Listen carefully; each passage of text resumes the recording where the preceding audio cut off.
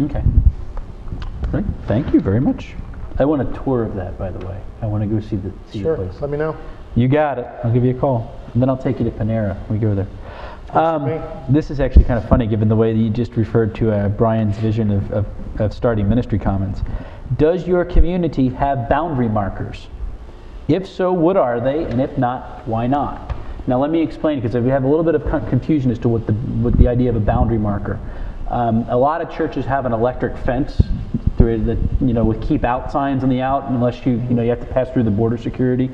I'm more talking along the lines of, here's the marker that kind of lets you know that here's where you start coming into the realm of where this community's thriving and living, and the further you go from it, the further on the fringe you are. Do you guys have markers for the community? Like, how do people know when they're part of BRLNAS, aside from becoming covenant? That really is a hard question completely to sum up, and part of the reason I say that is because there have been so many offshoot ministries, for instance, that have started, that, as even Byron alluded to earlier, that maybe wouldn't even be necessarily considered an extension of BRLNAS necessarily. But the fact of the matter is that if we're running in concert with generally the themes the church has already put kind of going, I'd still like to think that we're, in some association, the one that of course is near and dear to my heart that would kind of fit into this kind of squishy area is the Panera Church. It started, interesting enough, not with Ron King. It started as a way which I could express to become an advocate for Christ into the community in a natural environment versus some small group in somebody's home. I deliberately was in a Panera so that there was that, already you're kind of having exchange and dialogue with the world. Well, does that fit in to necessarily any of the tenets that BRLNAS explicitly said, thou shalt go and minister into, the Panera? Well, no, but at the same time, does it generally, kind of line up with, being connected with the world? Well, yeah, it does. Yeah, that's a little different to what I'm asking. To put the, I understand with simple church, the idea is the simple church is a church, but to use the mall metaphor that they like is, there's a way that that you're actually in the anchor store, and a way that you're in the community of the general mall. So for the folks who are encountering these offshoot ministries, is there a marker that kind of they become more and more aware that the community they're connected to is Burlington Nazarene Church? Scott's already said it. It's a tough question. It really is. It's a tough. Yeah. And so my answer is short, very short. Are you a member of a small group, a BRLNAS small group? That's okay. And that may seem oversimplified. Even more so than worship. Small group is really kind of because the way that we view small groups is that, again, and Scott talked about this earlier, that Sunday should be a celebration of what's been happening earlier in the week and in different venues. And we're beginning to, even in the small number of groups that we have, we're beginning to see signs of real life taking place. That's where it's happening, and where what we want to transition to is from a Sunday morning focus to an everyday focus, so that Sunday morning can be a gathering of multiple communities coming together, not just to celebrate what God has done for me, but what God is doing in us and around us that we desperately want to be a part of. And so I would say that's it. Now, this is one of those things, we're in an early stage. That 2-year strategy may take more than 2 years, because we're easily a year, 15 months into it, and it's taking a little bit more time than I had hoped.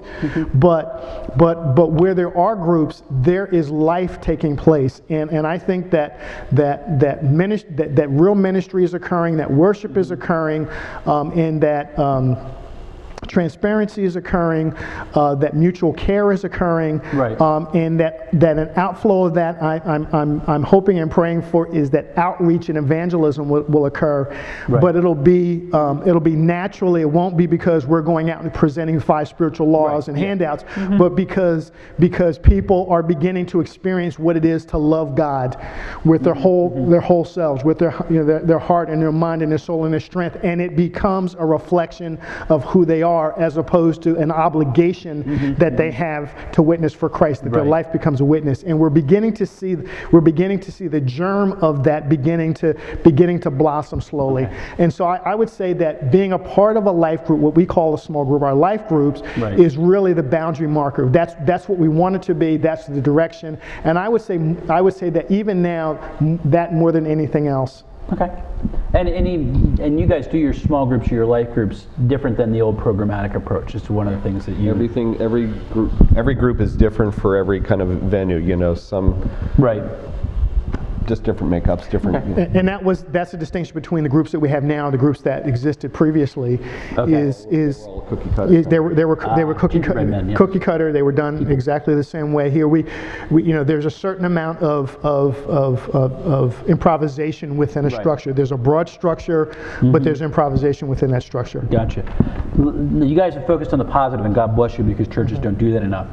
In your community, for those who know they are part of the community, they're small groups, they're in worship, they're involved in the ministry, do you guys have markers set up that are kind of like the warning sign, how you're about to go off a cliff?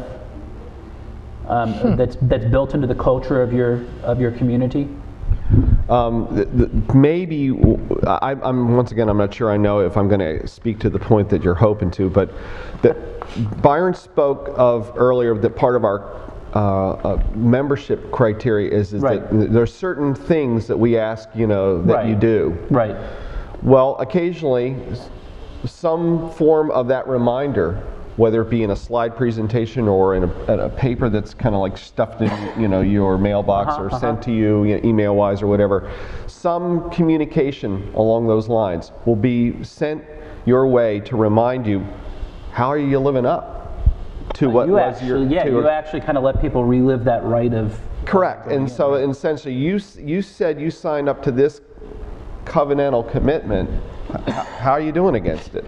And it's not really for anybody else for you to kind of come, bless me, Father, for I've sinned in these ways. It's more along the lines of doing your own self-reflective inventory, is like, well, how am I doing against this kind of stuff? So maybe in that respect, you would then be preventing somebody from falling off the deep, because you're starting way back. I mean, for you, the boundary is really close to that covenant, so it's...